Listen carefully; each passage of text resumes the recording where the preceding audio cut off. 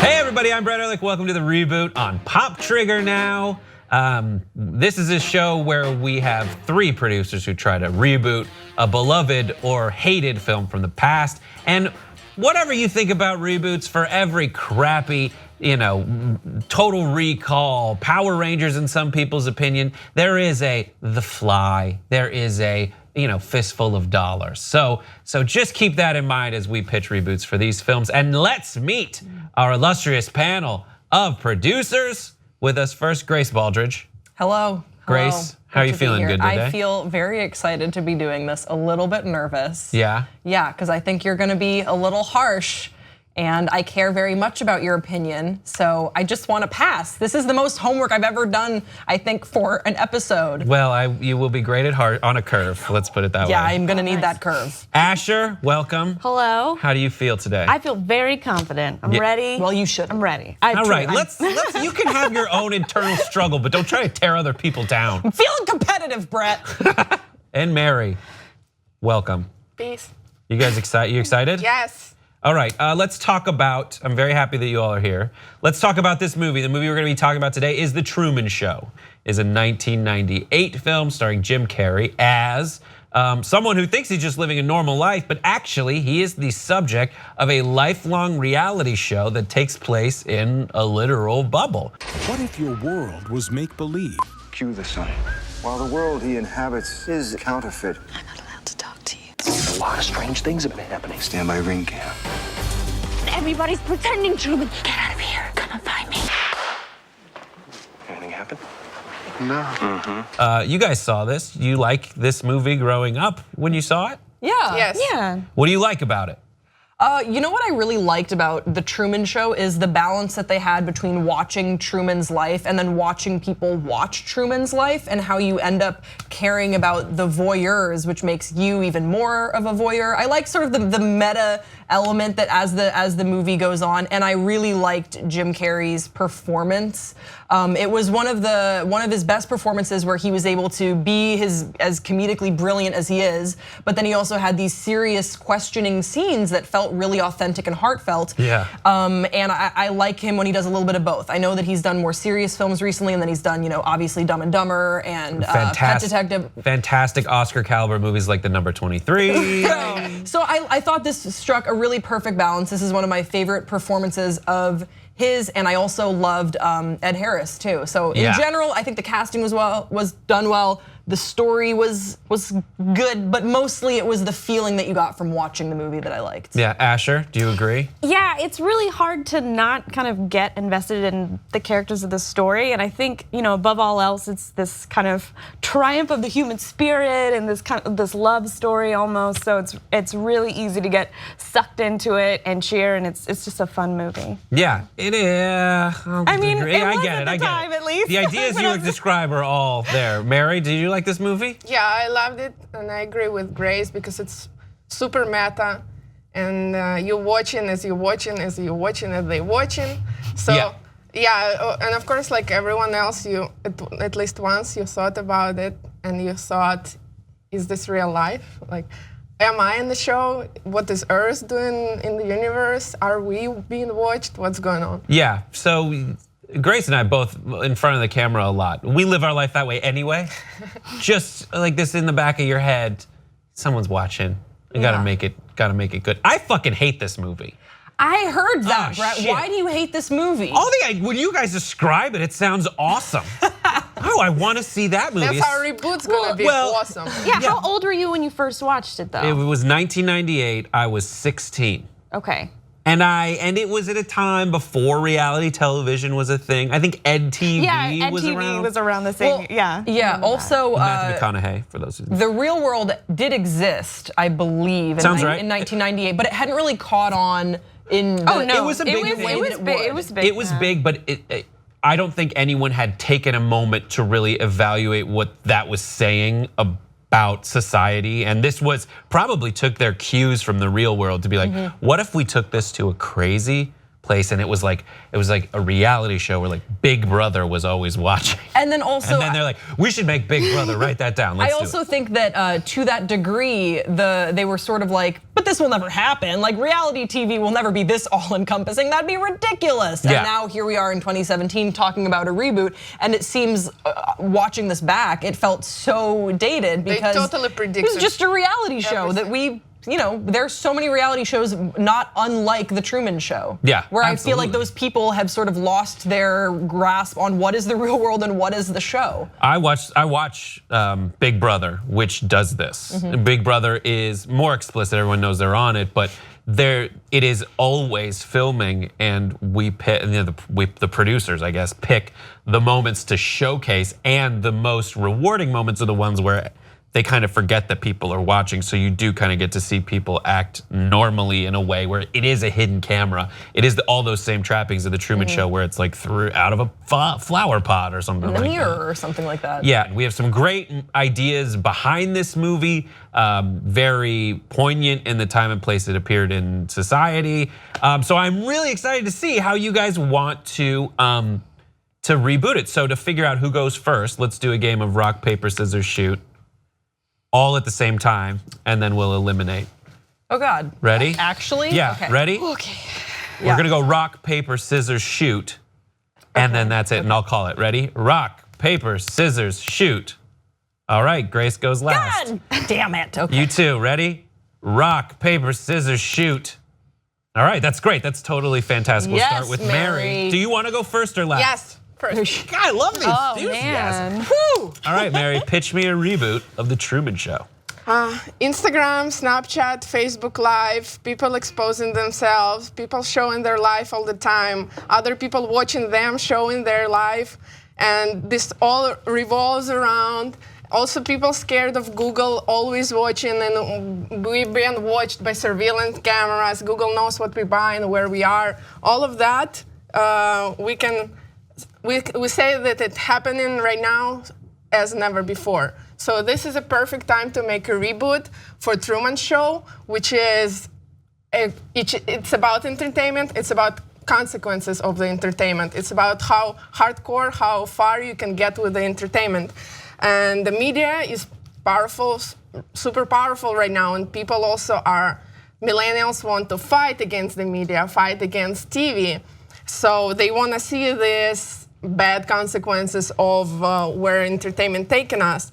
And all that we're gonna exploit and monetize on in our next ultimate TV show, The Truman Show. The plot. Yeah, what is the plot? What does it look like? What do we see? You've done a great, excellent job of setting up this world and what we should be looking at as we go Truman through this lives plot. in middle-aged England, and he's a simple farmer, so he's easily fooled. And so are people around him who are manipulated by God and by commands given them by God. Except this is not God. It's a show director. And this whole thing is orchestrated by the director because the show is set in the future, and people figured out how to create time machine and go to the past to mess with the past, but without messing with our current present. So they just send in this guy, the star of the show, Truman, to the past when he's an infant, and then they talk to him and people around him through God. So all other people in our present are watching this as this crazy show. I like your reaction. It's such a good idea. Oh shit. I wish you went last because I bet these guys are screwed. Hey! So they make this clone human and they send him to the past to live this orchestrated reality show.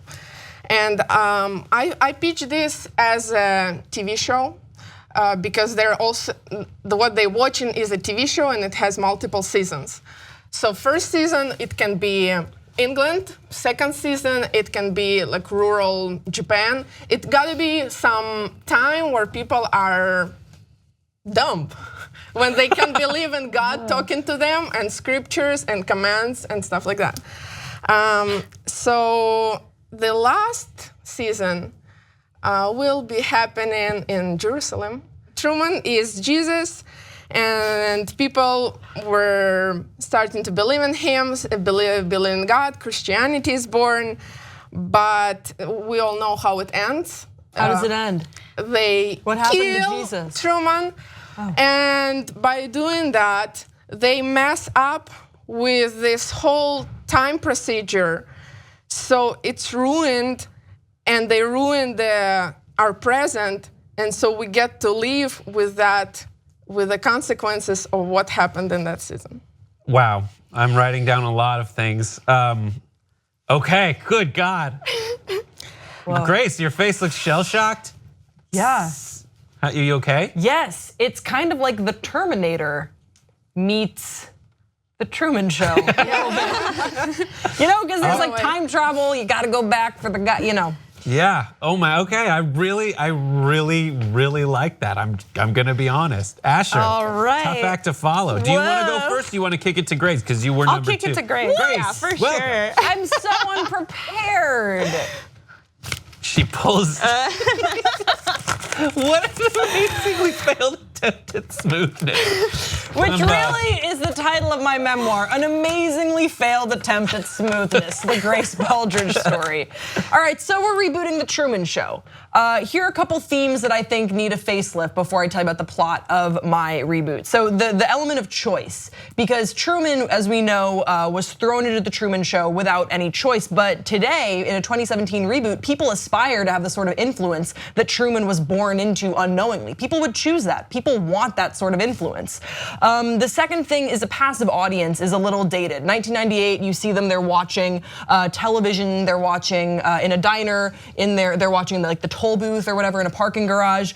People are now watching on like their smartphones, they're texting, they're sharing. They watch something for 2 minutes and they exit out, even if someone's in the middle of a breakdown on a viral video. It needs to be a little bit more than just a reality show. When we look at the stakes of the Truman Show today in 2017, no one would watch that. It's just a guy living his life. The Kardashians came out in 2007 and totally changed the game of the sort of stakes for a compelling reality show. So that needs to be heightened. Now, the themes I want to preserve in my reboot are trust. I really like that there's this element of who can Truman trust, even these people that he thinks he has these authentic relationships with, and even actors that have grown to care for him, he still is always questioning, once he kind of is aware that there's something going on, who can you trust? How can you tell if someone has pure intentions? Can I pause for a second here? Let's look at the fucking work she did. I know we're white balance. That is a whole page of notes. I told you, I did my homework and I was really nervous about doing this. You get 2 extra points. Thank you. The other obvious theme I want to preserve is voyeurism. I thought that came across so strongly in the original and I want to go a step further in the reboot. So these days, you know, people are always watching the lives of other people. You have a favorite vlogger, a favorite YouTube person, Viner, Twitch, you watch it all. And so that's something I think you could really heighten in a 2017 reboot. Now, on to my plot. So this is set in the modern day in the same universe as the original Truman Show, but years after Truman's departure, people all over the world have started producing their own shows, hoping to get sort of Truman's fame and notoriety. Think like YouTube stars. It's not unlike what we see around us today, but it's a little bit heightened because of the popularity of the Truman Show. So everyone is documenting their every move and their every choice, and they're doing this by choice of their own free will. And as a result, the market has become oversaturated. Viewers are overwhelmed by the number of choices of personalities, devices, platforms. So they aren't getting the sort of views that advertisers want. Advertisers are like, all right, people are so spread thin. We're not getting the sort of major impact reach that we want, which we had in the Truman Show. So a plan is developed by a video sharing conglomerate called YouView. And it's actually a business right now. Is that, God damn it, okay. So no shade against the actual YouView, but just I thought that it's like YouTube, but we'll call it YouView. We'll change it when we reboot it, which we totally will do. And their corporate overlords, they hold a contest for a new Truman. They're like, the Truman Show was the best, that was where it was good. We could control that situation. We need to get the control back.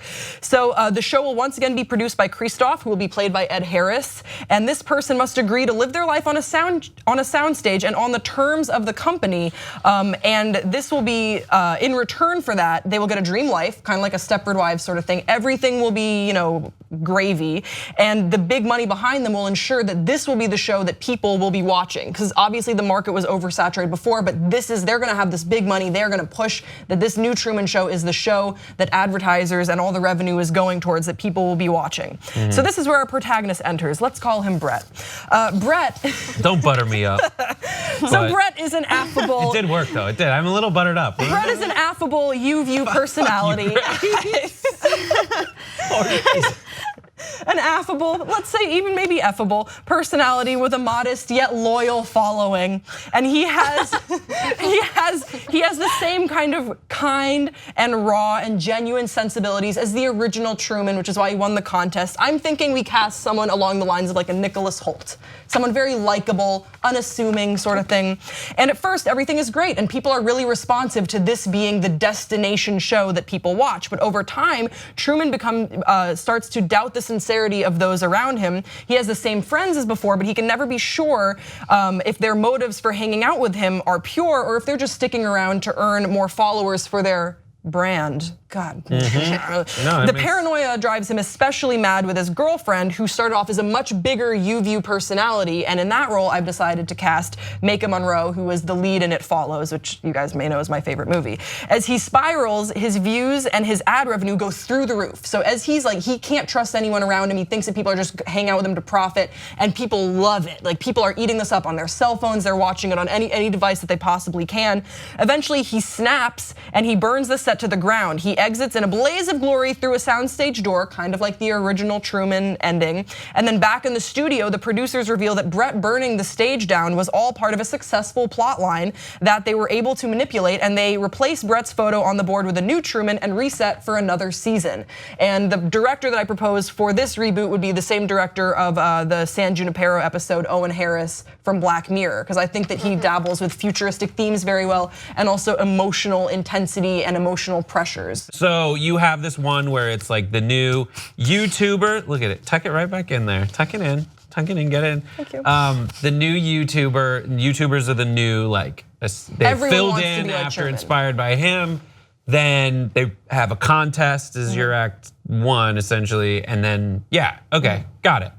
Asher, feelings, thoughts, bring it. You also have everyone has these great notes. I'm very happy. Asher and I talked yesterday. We're like, are you ready? And I was like, I gotta do more homework. Okay, well this is great. Thank you so much for doing it. And Mary just has like a doodle of a finish line and winning and everything. Anyways, continue. It's just Mary written several times. Mary. Yeah. So with Mary, I also saw this kind of as a TV show. It takes place during the not too distant future, where cities are kind of overcrowded. Everyone's kind of getting pushed to more and more rural areas. Home ownership is down, but also surveillance is kind of at an all-time high. Corporations are starting to emerge, and so that's sort of this somewhat not too distant future that we're living in as this takes place. So this group of participants has been invited to live in this kind of planned community where they don't have to have money, but it's kind of seen as an experiment. Like, they are able to live in houses, they're able to live in these neighborhoods. It's kind of a throwback to what you'd imagine, old 1950s perfect America would be. Right, like the GI Bill. Yeah, like a Pleasantville versus in the original Truman Show, like this kind of, I think what everyone liked about the Truman Show in the movie, the audience, was that it's just pleasant and nice. So kind of keeping with that, so these participants move into this area, and what they don't realize is that it's not really an experiment, but really they're being they're under surveillance, and it's run by producers. So they're not allowed to leave this kind of enclosed area, and they're being watched and turned into a television show against their will. Okay. But because of the contracts that they signed, they've kind of signed their lives away, and they don't really know that they're being watched. So the show is a big success. People can watch, stream it on any device, any platform, and they can also comment.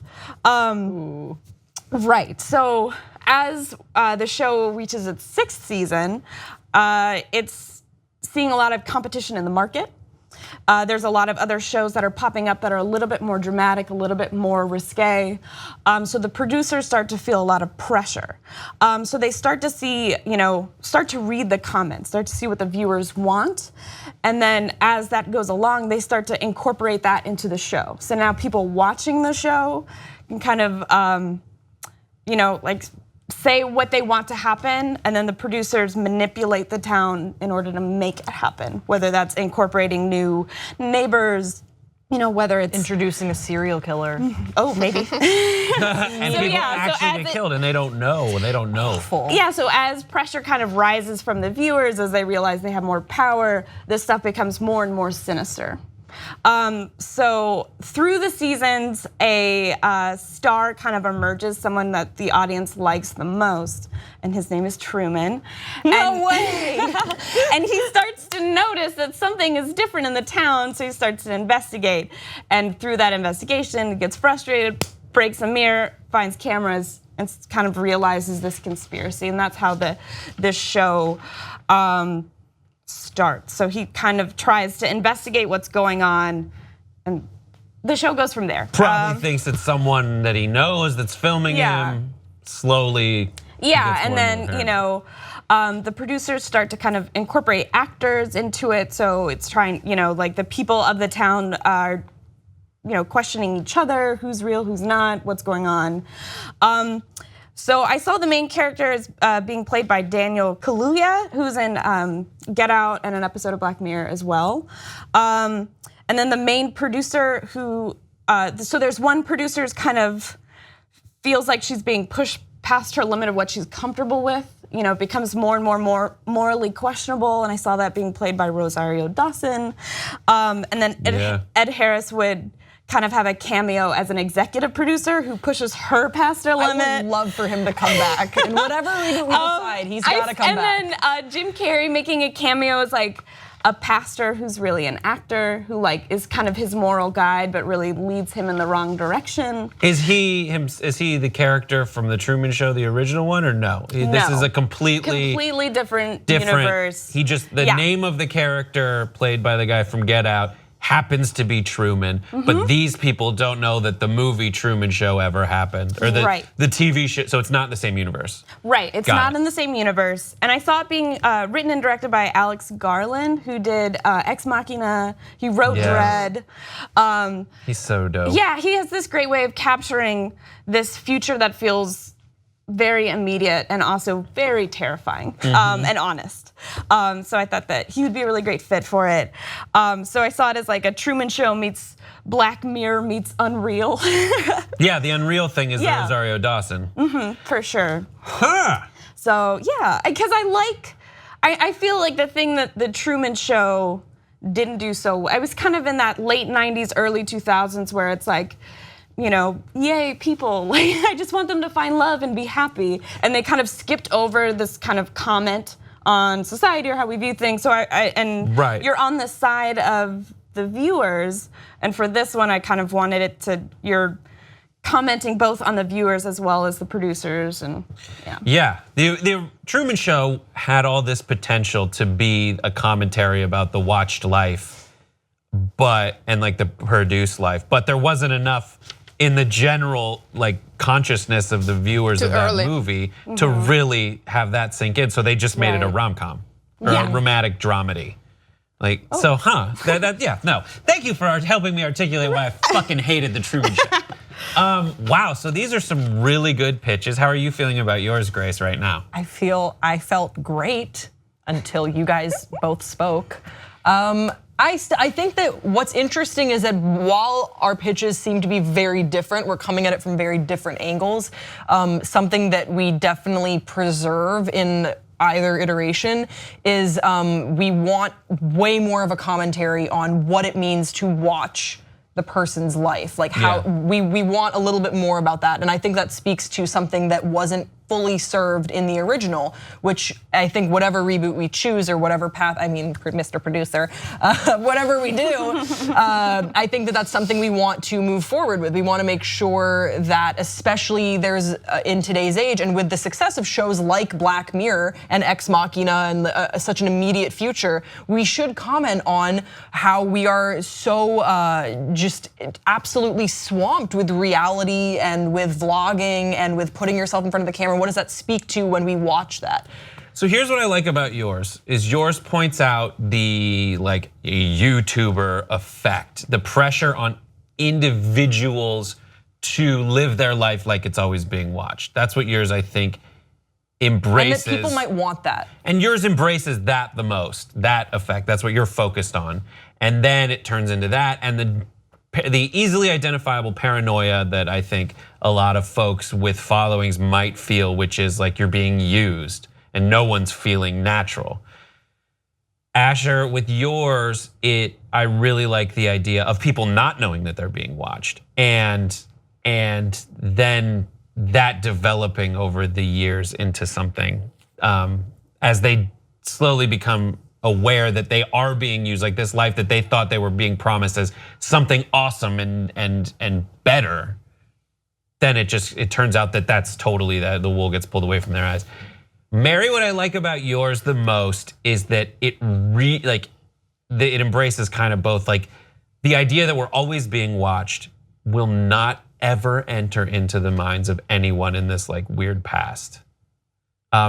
And so I really like that. It's the really great ideas from all of you. And then I always like things that end up being like, Jesus was actually this. Can I add that director is gonna be played by Jim Carrey, who has a beard now, and he actually looks like God.